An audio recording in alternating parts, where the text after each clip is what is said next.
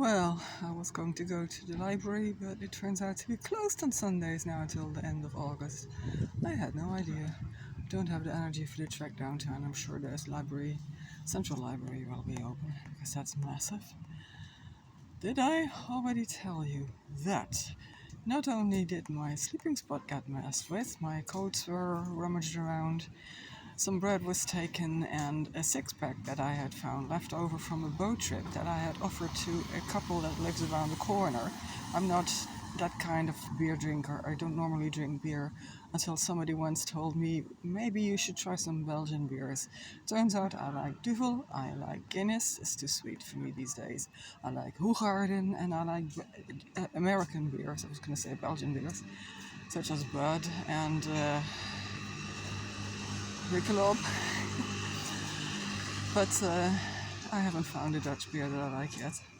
Although there's one, I think Amstelkruin, that's doable.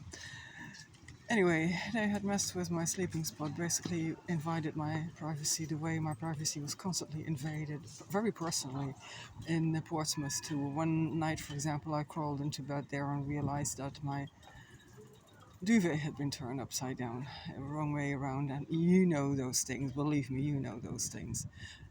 This was deliberate. This is part of sadistic stalking. Anyway, so that was part one, but also two of my phones stopped working.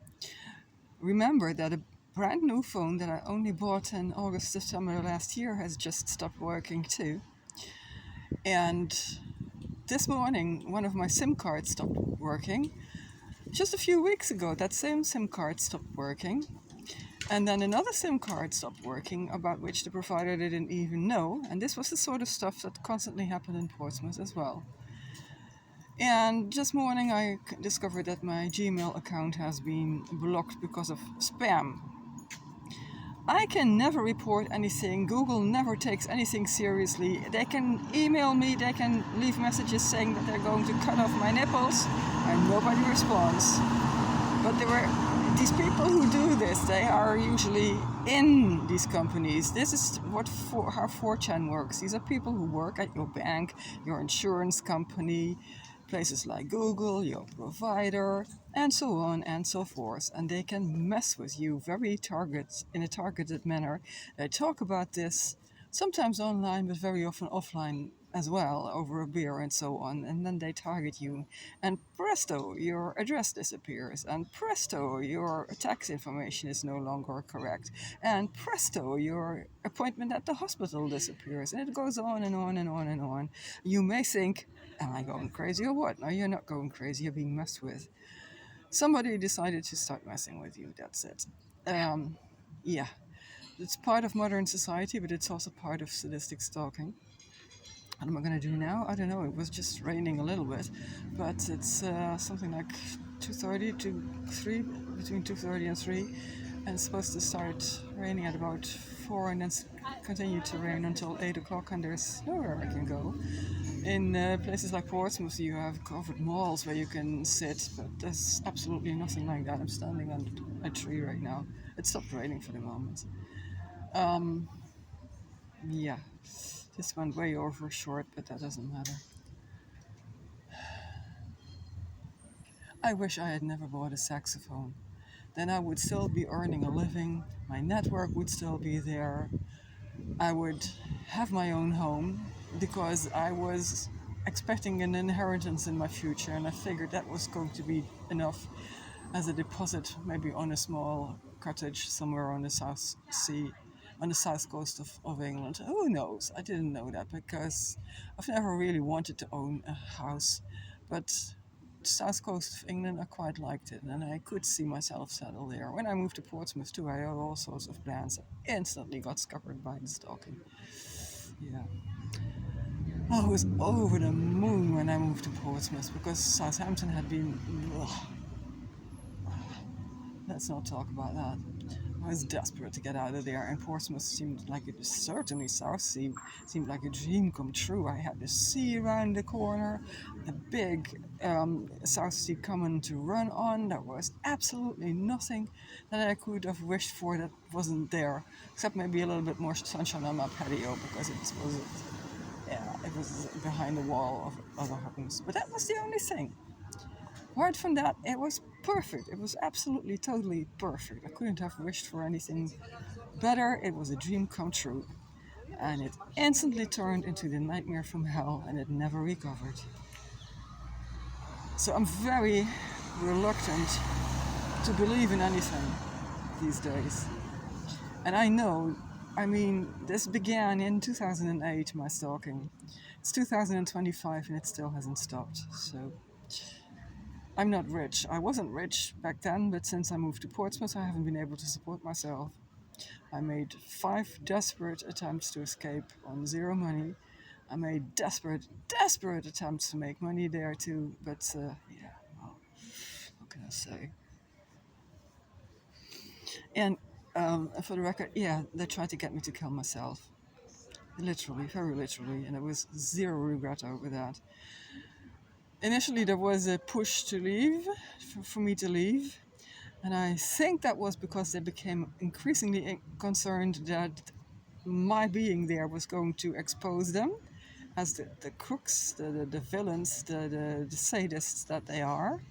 And when that didn't work, because I had no money, I had no way I could leave, or even if I could leave, I couldn't go anywhere.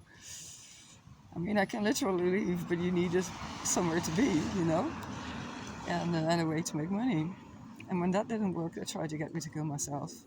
I had, I made 2 escape attempts at that point. And after that, I made 2 more escape attempts. I think this was March 2018 when I tried to get me to kill myself. And I made my 5th escape attempt in April 2023, my 5th failed escape attempt. I could have done this differently, but I didn't know how much time I had, and given the circumstances, I did the right thing. But knowing what I know now, I could have saved up a lot of money, enough money to be able to disappear in a more organized way than I ended up having to do. But I didn't know that. I had no idea whether I had still 3 months in that place, or 5, or 7, or 12, as it turned out. So I tried to make as much money as I could because I couldn't leave in the winter. So I wanted to leave as soon as possible because my health wasn't good enough in the winter. And when it gets cold. And yeah. And in Portsmouth too, I said I've left leaflets everywhere. I've seen women walk around and wondered, because apparently there are 45 approximately victims of that same crime in Portsmouth alone. 45 women who are the target of sadistic stalking. And sometimes I saw women who looked, I don't know, more or less the way that I felt, and I wondered, might she be one too? I don't know. The only thing we can do is join hands, I think, us victims.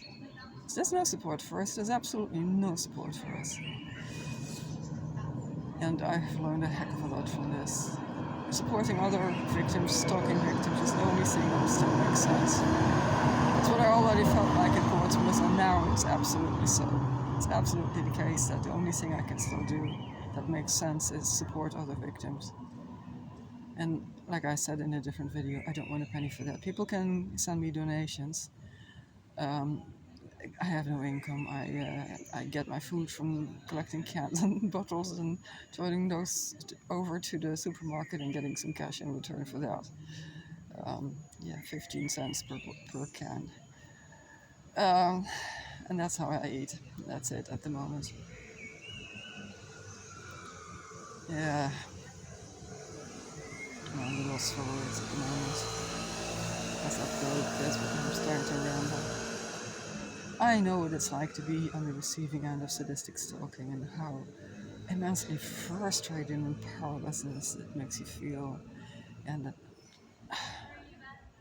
I don't need to tell you, you're in it, or you've been in it. You know exactly what I mean, and we are the only ones who know what it's like. All the others, they have no idea. They have absolutely no idea. And the reason they reject us is because if they accept our stories, if they accept it, that it means that it could happen to them too, or their loved ones, or other loved ones. So they have to say that we're lying or making it up.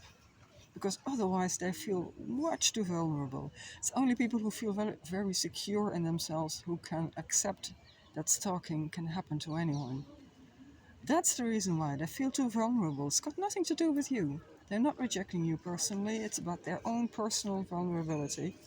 They cannot accept that this happens. Something really awful and nasty can happen to really nice, good, and normal people. They cannot accept that.